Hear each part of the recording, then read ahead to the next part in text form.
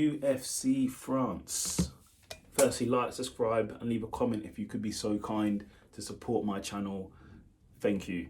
Co-main event, Vettori versus Robert Whittaker. 3 round. I would like to see 5 rounds here. I would have liked this to be a 5-round fight. We probably would have seen a finish, but I didn't predict it on the show, but I predicted it to my friends. I went with Robert Whittaker. I think he's going to be the sharper striker, better footwork, better defensive wrestling, and I was right. That's what happened. He just outclassed Vettori, had better striking. He rocked him a couple of times with a head kick. Just better overall. Just better game plan, better striking, better movement, better wrestling. He took down Marvin, I believe, in the 3rd round, had him down as well in a double leg.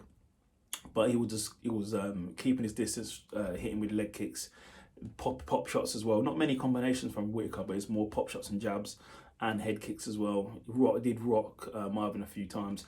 Marvin was obviously applying pressure, trying to do his boxing, trying to take down Robert Whittaker, but it didn't happen really. Marvin was basically just outclassed for the whole thing, and that's what I thought would happen anyway. So congratulations to Robert Whittaker. He looked amazing last night. He looked absolutely amazing. It looked awesome. So I'm not sure what to say. So Bisping interviewed him afterwards, like saying what does he want to do next, and obviously he wants Israel Adesanya, but we don't.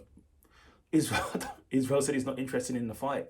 He said he's not interested in fighting Bobby Knuckles, and you have to think, Bobby Knuckles, Rob Whittaker looked really, really good last night, and to as good as he looked, he still couldn't beat Israel in 2 fights. So it says how good Israel is, really.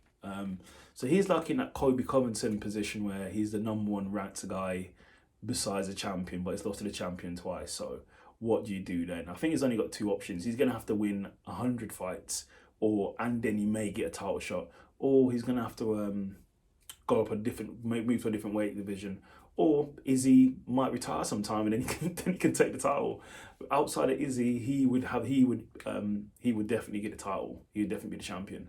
I think Robert Whittaker should face the loser of the Adesanya Pereira fight.